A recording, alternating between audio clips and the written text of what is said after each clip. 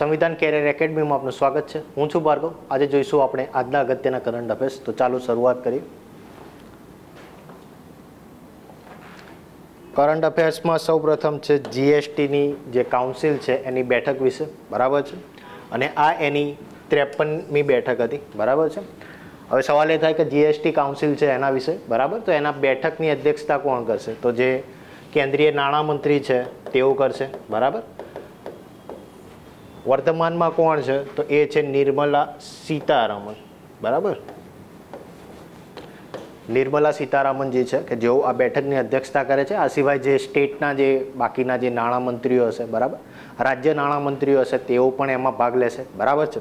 ચલો વાત કરીએ આ બેઠક છે શા માટે ચર્ચામાં છે. તો આ બેઠકની અંદર જે દૂધ કેન્સ છે તો એની ઉપર લગાવવામાં આવશે હવેથી 12% જેટલું જીએસટી.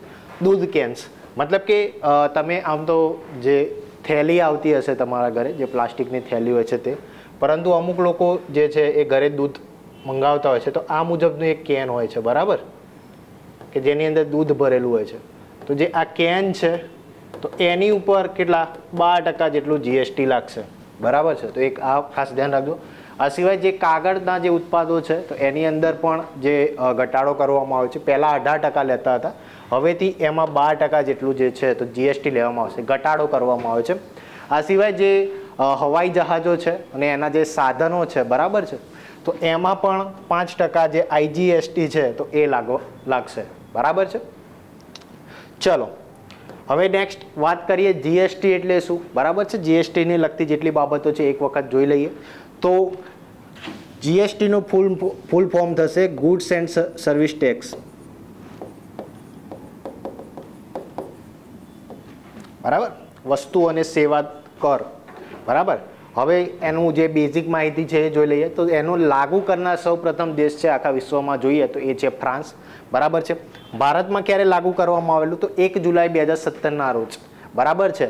અને કયો બંધારણીય સુધારો? તો જો એમ પૂછવામાં આવે તો 101 નંબરનો બંધારણીય સુધારો, બરાબર. આ સિવાય જો તમને એમ પૂછવામાં આવે કે કઈ સમિતિની ભલામણના આધારે જે આ સુધારો કરવામાં આવેલો અથવા જે જીએસટી છે તો એ દાખલ કરવામાં આવેલું ભારતમાં, તો એ છે વિજય કેલકર સમિતિ, બરાબર છે. તો આ સમિતિ પણ યાદ રાખજો. બંધારણીય સુધારો કયો છે એ પણ યાદ રાખજો. આ સિવાય બીજો સવાલ એ થાય કે આ જે જીએસટી છે તો એને લાગુ કરનાર સૌપ્રથમ રાજ્ય કયું છે? તો એ છે આસામ, બરાબર છે. તો આસામ એ સૌપ્રથમ રાજ્ય છે. આ સિવાય જે જીએસટી છે તે 5 પ્રકારના સ્લેબમાં જે છે તો એ આપવામાં આવશે, બરાબર. આશરે નહીં આપવામાં આવે કે આટલા ટકા જીએસટી આપી દો એમ, બરાબર. 5 પ્રકાર છે. એક તો છે 0%નું, બરાબર છે. બીજું છે 5%, 12%, 18% અને 28%, બરાબર. આ રીતે 5 સ્લેબો છે એમાં જીએસટી દર છે તો એ વસૂલ કરવામાં આવશે, બરાબર છે. અને આ સિવાય જીએસટી પરિષદના જે અધ્યક્ષ છે તો એ કોણ હશે? તો એ છે કેન્દ્રીય નાણામંત્રી, બરાબર. આની અંદર બીજી એક વસ્તુ લખેલી નથી કે ભારતમાં જે જીએસટીનું મોડેલ અપનાવવામાં આવ્યું છે તો એ છે કેનેડા આધારિત, બરાબર છે. તો એ વસ્તુ પણ યાદ રાખજો.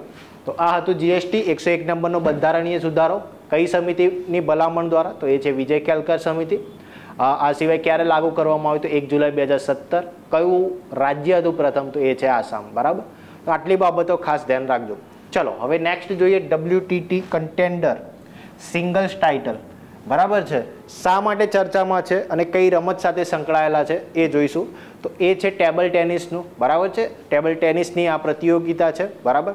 શા માટે ચર્ચામાં છે? તો ભારતમાં સૌથી પહેલી વખત જો કોઈ વિજેતા બન્યું છે કે જેમને ગોલ્ડ મેડલ જીત્યો છે તો એ છે શ્રીજા આકુલા. એમને આ આખી સિંગલ્સ ટાઇટલ છે તો એ જીતી લીધું છે, બરાબર. તો શ્રીજા આકુલાનું નામ ખાસ ધ્યાન રાખજો, બરાબર. 25 વર્ષીય ખેલાડી છે, બરાબર. ચલો નેક્સ્ટ. ભારતનો પ્રથમ અંડરગ્રાઉન્ડ કોલ ગેસિફિકેશન પ્રોજેક્ટ છે તો એ શરૂ કરવામાં આવશે, બરાબર. તો આ કોલસા મંત્રાલય છે તો એમના દ્વારા શરૂ કરવામાં આવશે. ક્યાં આગળ? તો ઝારખંડ ખાતે, બરાબર. આ એક પ્રકારનો પાયલોટ પ્રોજેક્ટ છે, બરાબર. જો અહીંયા સફળ સાબિત થશે તો ભારતના અન્ય વિસ્તારો છે તો ત્યાં આગળ પણ આ પ્રોજેક્ટ શરૂ કરવામાં આવશે, બરાબર. ચલો વાત કરીએ આની ઉદ્દેશ્ય શું છે, શા માટે કરવામાં આવશે, બરાબર. તો આની અંદર જે જમીનની અંદર આપણને જે કોલસો મળી આવે છે તો એનું શું કરશે? તો આ કોલસાને દહનશીલ ગેસ છે એની અંદર બદલવામાં આવશે, બરાબર. જે આ યુસીજીની પ્રક્રિયા છે, મતલબ કે આ જે ગેસિફિકેશનની જે પ્રક્રિયા છે તો એના હેઠળ એને એક દહનશીલ ગેસની અંદર પરિવર્તિત કરવામાં આવશે અને જે આ ગેસ છે બરાબર, તો એનો ઉપયોગ શેમાં કરવામાં આવશે કે જે આ વીજળી ઉત્પન્ન કરવા માટે, બરાબર છે, ઇલેક્ટ્રિસિટી છે, તો એ ઉત્પન્ન કરવા માટે એનો ઉપયોગ કરવામાં આવશે, બરાબર. તો ખાસ ધ્યાન રાખજો, સ્થળ કયું છે તો એ છે ઝારખંડ. ચલો નેક્સ્ટ છે અંબુબાચીનો મેળો, બરાબર, ખૂબ જ અગત્યનો છે, બરાબર. ચલો હવે આ મેળા વિશે થોડીક માહિતી મેળવીએ. ક્યાં આગળ આ મેળો કરવામાં આવે છે, બરાબર, આયોજન ક્યાં કરવામાં આવે છે તો આસામ ખાતે. આસામમાં એક મંદિર ખૂબ જ ફેમસ છે, એ છે કામાખ્યા દેવીનું મંદિર, બરાબર. તો આ જે કામાખ્યા દેવી છે, જે આ દેવી છે, બરાબર, તો એમના માટે આ આખા મેળાનું આયોજન કરવામાં આવે છે. એવું કહેવામાં આવે છે કે જે કામાખ્યા દેવી છે તો એમનો માસિક ધર્મ ચાલુ હોય છે, તો એ દરમિયાન જે મંદિર છે તો એ બંધ રાખવામાં આવે છે અને એ પૂર્ણ થતાં જે આ મેળો છે તો એનું આયોજન કરવામાં આવે છે, બરાબર. આ સિવાય થોડો કુખ્યાત પણ છે આ મેળો, કારણ કે જે તાંત્રિકની જે બધી આખી વિધિઓ છે તો આ મેળામાં ઘણી જોવા મળે છે, બરાબર. તંત્ર મંત્રની જે વિધિઓ છે તે, બરાબર, તો એના માટે પણ થોડુંક ફેમસ છે. ચાલો નેક્સ્ટ જોઈએ. અહીંયા ખાસ જો કયું રાજ્ય સંકળાયેલું છે તો આસામમાં ઉજવવામાં આવે છે. ચાલો નેક્સ્ટ છે સ્પેસ વેરિયેબલ ઓબ્જેક્ટ મોનિટર, બરાબર છે. હવે આ એક સંયુક્ત સાહસ છે, કોનું? ચીન અને ફ્રાન્સનું, બરાબર. દેખો અહીંયા આમ તો યુરોપિયન દેશો છે, અમેરિકા છે, બરાબર, તો ચીનનો ઘણો વિરોધ કરતા હશે, પરંતુ અમુક પ્રોજેક્ટ હશે તો એની અંદર તમને એ લોકો ભેગા જ જોવા મળતા હશે, બરાબર. એટલે એક દોગલાપણું જોવા મળશે તમને અહીંયા, બરાબર. આ સિવાય તમે જોશો કે યુરોપના દેશો છે કે રશિયા ઉપર વિવિધ પ્રકારના સેન્કશન્સ લગાવે છે, બરાબર, પ્રતિબંધો લગાવે છે, પરંતુ જે ગેસ છે તો એ રશિયા પાસેથી જ પ્રાપ્ત કરે છે, બરાબર.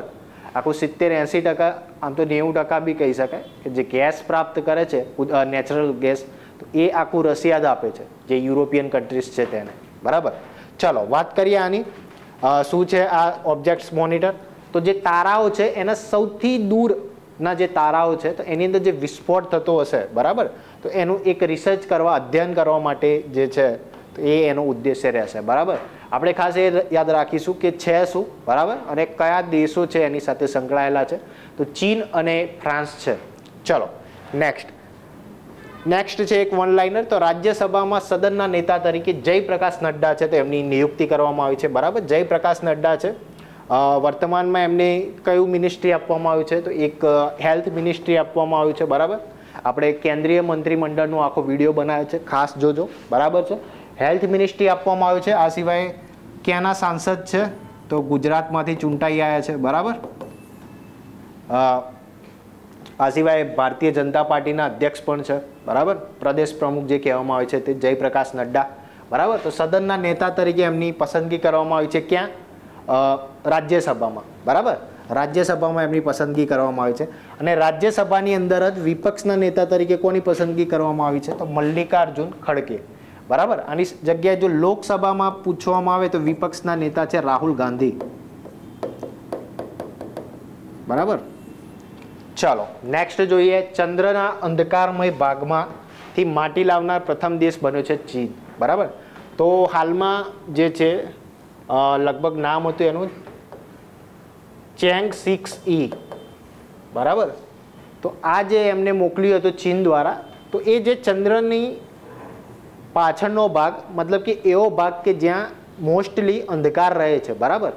કારણ કે એવું જરૂરી નથી કે આ આખામાં જ્યાં પ્રકાશ પડશે આ સાઈડ પ્રકાશ પડશે તો આ ભાગ શું રહેવાનો? અંધકારમય રહેવાનો. તો ત્યાંથી જે છે ચીન દ્વારા જે આ મોકલવામાં આવ્યું હતું તો ત્યાંથી માટી લઈને પાછું પૃથ્વી ઉપર આવ્યું છે. તો આવો પ્રથમ દેશ બન્યો છે એ છે ચીન, બરાબર. ચાલો નેક્સ્ટ જોઈએ વર્લ્ડ ક્રાફ્ટ સિટી તરીકે. તો વર્લ્ડ ક્રાફ્ટ સિટી તરીકે જે એક ભારતનું એક શહેર છે, બરાબર, જમ્મુ કાશ્મીરનું જે શ્રીનગર છે તો એની પસંદગી કરવામાં આવી છે, બરાબર. અને એને વર્લ્ડ ક્રાફ્ટ સિટીનું ટેગ આપવામાં આવ્યું છે, બરાબર. હવે જો પૂછાય કે કોના દ્વારા આપવામાં આવે છે તો વર્લ્ડ ક્રાફ્ટ કાઉન્સિલ દ્વારા, બરાબર છે. આની પહેલાં 2021માં લગભગ 2021માં જ યુનેસ્કો દ્વારા પણ વર્લ્ડ ક્રાફ્ટ તરીકે એની પસંદગી કરવામાં આવેલી. કોની? શ્રીનગરની, બરાબર છે. તો એક આ વસ્તુ પણ ખાસ યાદ રાખજો, બરાબર છે. આની પહેલાં આપણે જોઈ ગયા હતા એક તો લિટરેચર સિટી, બરાબર છે, તો એ કેરળનું હતું, બરાબર છે. આ સિવાય બીજું એક જોયું હતું આપણે સંગીતનું શહેર ગ્વાલિયર, બરાબર છે. લિટરેચરમાં આવશે કોઝિકોડ, બરાબર. જો લિટરેચર પૂછવામાં આવે તો એ હતું કોઝિકોડ, કેરળમાં આવેલું છે. અને જો આપણને પૂછવામાં આવે સંગીતનું તો એ હતું ગ્વાલિયર અને એ આવેલું છે મધ્યપ્રદેશમાં, બરાબર. અને આ છે વર્લ્ડ ક્રાફ્ટ સિટી, બરાબર. ચલો નેક્સ્ટ જોઈએ એનટીએ પરીક્ષાઓ છે તો એની અંદર ટ્રાન્સપરન્સી લાવવા, પારદર્શકતા લાવવા કે રાધાકૃષ્ણનની અધ્યક્ષતામાં 7 સદસ્યોની એક હાઈ લેવલ કમિટી છે તો એની સ્થાપના કરવામાં આવી છે, બરાબર. તો વર્તમાનમાં તમે જોતા હશો, ઇવન તમે સંસદનું જે આખું સાંભળતા હશો, બરાબર છે, જે ગૃહની અંદર, તો મેઇનલી જે આખી બાબત છે, જે હોબાળો છે એ છે નીટની પરીક્ષા વિશે, બરાબર. કે આ નીટની પરીક્ષા છે એની અંદર જે આખા છબરડા થયા, બરાબર. આમ તો 1 જણ હોય ટોપર, 2 જણ હોય ટોપર, પણ કંઈક 63 કે 67 જેટલા ટોપરો હતા એની અંદર કે જેમને હાઈએસ્ટ માર્ક્સ મળેલા, બરાબર. તો એક પેપર ફૂટી જવાની પણ જે છે, પેપર લીક કરવાની પણ ઘટના આવી હતી, બરાબર છે. તો એના લીધે આખો હોબાળો છે, બરાબર. તો આ જે એનટીએ મતલબ કે નેશનલ ટેસ્ટિંગ એજન્સી છે તો એની ઉપર પણ અમુક સવાલો ઊભા થયેલા, બરાબર. તો એમાં એક પારદર્શકતા લાવવા માટે એક આખી હાઈ લેવલ કમિટી છે તો એની ઘોષણા કરવામાં આવી છે, એની સ્થાપના કરવામાં આવી છે, બરાબર. તો એના અધ્યક્ષ કોણ છે એમ જો પૂછો તો એ છે કે રાધાકૃષ્ણન. ચલો નેક્સ્ટ છે ઇન્દિરા ગાંધી ઇન્ટરનેશનલ એરપોર્ટ વિશે, બરાબર છે. તો વર્તમાનમાં ચર્ચામાં છે. શા માટે? તો fast track immigration trusted traveller programme છે તો એની શરૂઆત કરનાર જે આ બન્યું છે એ દેશનું પ્રથમ એરપોર્ટ છે, બરાબર. Indira Gandhi international airport. હવે સમજીએ કે આ ટ્રસ્ટેડ ટ્રાવેલર પ્રોગ્રામ શું છે, બરાબર. તો આની હેઠળ તમને એક કાર્ડ આપવામાં આવશે, બરાબર છે. એ કાર્ડ શું હશે કે તમે જ્યારે જે એનઆરઆઈ લોકો છે, જે બહારથી આવે છે, અથવા જે ઓસીઆઈ કાર્ડ ધારકો છે, બરાબર, કે જે ભારતના છે પરંતુ ઓવરસીઝ સિટીઝન છે, મતલબ કે બીજા દેશમાં રહે છે, ભારતમાં આવશે ખાલી પ્રવાસ માટે અથવા થોડા દિવસ રહેવા માટે. ચલો, તો એ લોકો જ્યારે ઇન્ડિયામાં આવશે તો એમને લાંબી લાઈનમાં ઊભું રહેવું પડશે, બરાબર.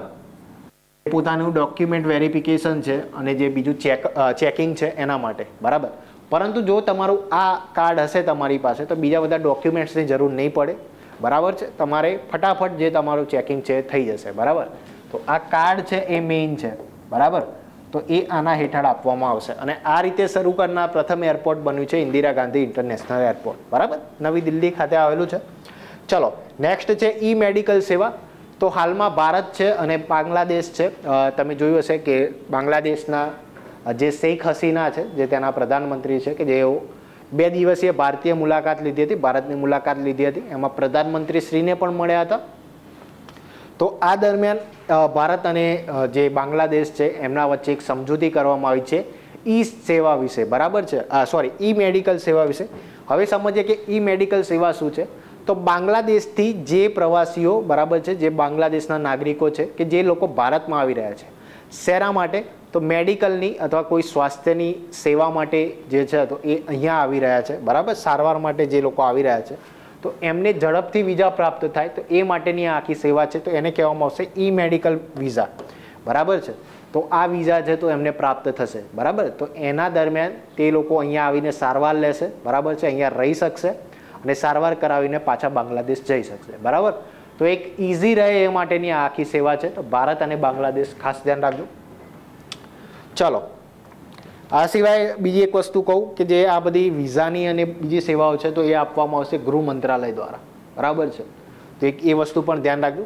ચલો નેક્સ્ટ છે 18મી લોકસભા છે, એના અધ્યક્ષ બન્યા છે ઓમ બિરલા, બરાબર છે. તો એક આ પણ ધ્યાન રાખજો. હમણાં જ મેં કીધું હતું કે વિપક્ષના જો ઓપોઝિશન પાર્ટીના જો નેતા પૂછવામાં આવે, બરાબર છે, તો એ છે રાહુલ ગાંધી. તો એક આ નામ પણ યાદ રાખજો. ચલો નેક્સ્ટ છે વન ડેમાં સતત શતક છે, મતલબ કે સેન્ચુરી લગાવનાર પ્રથમ ભારતીય મહિલા ખેલાડી બને છે સ્મૃતિ મંધાના, બરાબર છે. તો એક આ નામ યાદ રાખજો વન લાઇનર તરીકે. ત્યારબાદ છે 64મી ઇન્ટરનેશનલ સુગર ઓર્ગેનાઇઝેશન કાઉન્સિલની બેઠક છે. તો એમાં જે હોસ્ટિંગ કર્યું છે તો એ કરવામાં આવ્યું છે ભારતમાં અને બેઠકનું આયોજન પણ ભારતમાં જ કરવામાં આવ્યું છે, બરાબર. હવે બીજી વાત કરીએ કે ખાંડ છે તો એના ઉત્પાદનમાં ભારતનો ક્રમ કયો છે? તો ભારત બીજા ક્રમે છે આખા વિશ્વમાં. પ્રથમ ક્રમે કોણ છે એ સવાલ થાય તો એ છે બ્રાઝિલ, બરાબર છે. તો એક આ વસ્તુ ધ્યાન રાખજો. આ વાત કરીએ આપણે ઉત્પાદનમાં, અને જો વેચાણની રીતે જોઈએ તો ભારત પહેલા ક્રમે છે, બરાબર. તો એ વસ્તુ પણ ધ્યાન રાખજો. ચલો, તો આ હતા આજના કરંટ અફેર્સ. તો કરંટ અફેર્સને લગતી બીજી કોઈ પણ સમસ્યા હોય અવશ્યથી અમારી કોમેન્ટ બોક્સમાં કોમેન્ટ કરજો. નવા વિડીયો સાથે ફરી એક વખત મળીશું. ધન્યવાદ.